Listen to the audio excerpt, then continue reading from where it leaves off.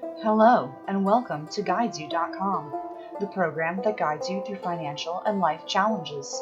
In this week's episode, Wendy will discuss the survivor's checklist, a few key items to keep in mind in the first week after a loved one has passed. If you found this video, I just first want to say I'm very sorry. It's called the Survivor's Checklist, and so you aren't having a very good day if you've come looking for this video. So I just want to start by saying that you have my condolences. In this video, I'm just going to talk about basically the first week after. I do have more just videos on closing someone's estate. But right now, I just want to talk about what to do right away. And if you're in the first few hours, if you just came to Google, if this has never happened to you before, first I want to tell you, do nothing. Nothing is fine. You can just breathe. There's stuff to do, but it isn't urgent. You don't even need to move the body right away. It'll keep for at least a day. It's fine to just take a beat. If it was an expected death, I think you should probably call hospice or the Visiting Nurse Association. They can declare a death. If it was unexpected, call your local police department, not 911. 911, they're going to be required to try to resuscitate, and nobody needs it to be gruesome. You can call the police department and they will take care of declaring the death. If you have a list of phone numbers already, start with that. If you don't, I really like the idea of calling a neighbor or a friend, somebody. It doesn't have to be your closest friend. I'm just thinking of who might watch your dog, who might stay at your house when you're at the funeral. So it can just be a neighbor you're not very close to. I think it's useful to try to practice saying the words out loud to somebody who doesn't really count. Then you are going to have to call some immediate family members. You might consider calling a more loquacious family member so that they can then make some of the calls. You can call a funeral home if you're using one, but you might not be using one. If that's not something you care to do not feel like you have to. You could have a green burial. You could do straight to cremation services. In my case, I've asked my body to be donated to a medical school. We don't need to use a funeral home. If you are going to have a funeral with showings and things like that, yeah, definitely do that. I think probably 80% of people do. You just don't have to, is all. In either case, consider washing the body yourself. It's an ancient instinct, and it's something very real and human to just acknowledge the husk that's left behind.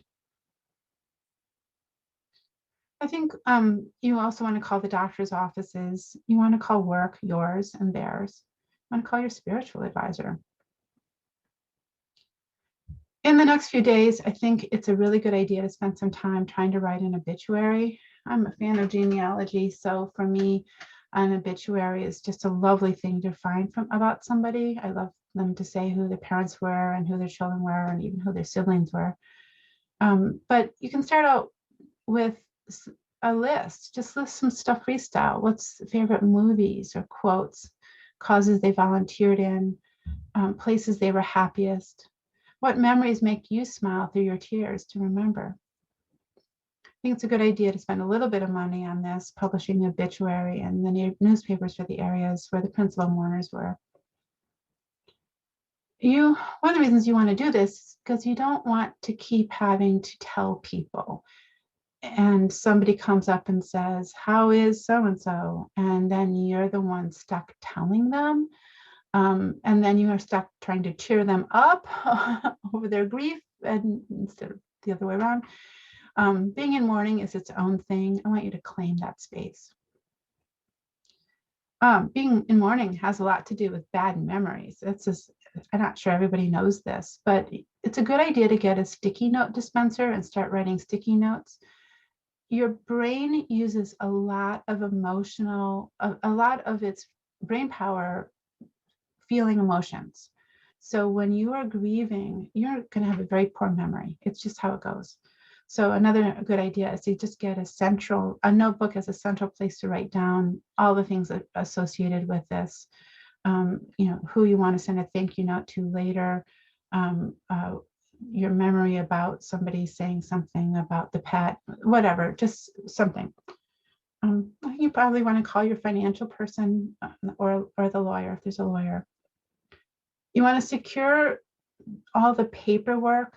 If you have to leave soon, like if you're in an assisted living center and they're going to charge you another month's rent, I think there's reasons why you might want to disperse people's assets soon like that, but I'm a fan of waiting to appraise the artwork and get a sense of the estate inventory and not closing everything out in the first week. However, if that is your situation, do secure their phone and the computer and their paperwork for later. I want you to fill out an animal profile about an animal. I have one on my website. It's called a pet planning. I think it's the GYDSU pet profile, I think is what we call it. And just give some information about the animal, what what type of food does it eat. I mean, you probably can see a bag of the food somewhere in the house. It's so much easier to rehome an animal that we know something about. So write down what you can. Check with the workplace for the person who's passed. There might be life insurance.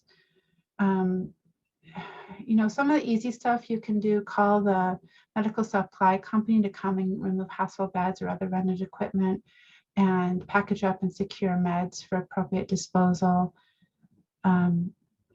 Notify creditors, close any credit card accounts. Maybe hold off on the cell phone if you might need it for finding assets later, but the car lease you could probably get rid of. When somebody passes away, the power of attorney they may have given you dies with them. So at that point, a new entity comes into existence in their estate. So somebody's going to be the personal representative. That's the new name. It used to be executor, executrix. So in the next couple weeks, send out some acknowledgements. Remember to thank the minister, thank you notes for kindness. Consider joining a grief support group. Very, very common to have it be helpful to get some grief counseling. I think most people expect to be sad with stabs of grief. I think grief normally gets less intrusive for people over time. I don't think it goes away so much as like you grow around the whole of the grief and you just get bigger and the grief stays the same. But sometimes people are just stuck and they have what's called complex grief, where maybe they're angry at the same time. If you're stuck, do get some grief counseling or at least join a grief support group. I think you'll find that much more useful than you suspect. There's other things to do having to do with closing the estate, looking for money, and getting rid of the assets. But I think I'm going to stop here, except to just say one thing is time critical on that. And that is that there is some stuff we want to do in the calendar year somebody is widowed. So the last year you can file married filing joint. There's a few things we want to do before the end of the year. So if you're in that situation, go see my tax strategies for the recently widowed if it's something you need to see right now, or just make an appointment with your accountant to talk to them sometime in November or December. So I don't want you to feel pressure on anything, but that one has a little bit of a time frame on it. There's a couple other things that have some time frames that are more, the tightest one I know is you have 6 months to dispose of guns in Massachusetts, and I don't know what every state is like, but some of the stuff we do need to move on a little quicker than other stuff. We have 9 months from the date of death to do some stuff with estate taxes. And I don't want to get too much into it. Just know that there's some deadlines. and the shortest one is the calendar year issue. Okay, I hope this is helpful. And again, my condolences that you even needed to come watch this. Thanks again for joining us for this week's presentation by GYDSU.com. Subscribe to see upcoming episodes and ring the bell to get notifications when a new video is up. We've also started cross-posting our videos as podcasts, which can be found hosted on our website or wherever podcasts can be found. See you next time!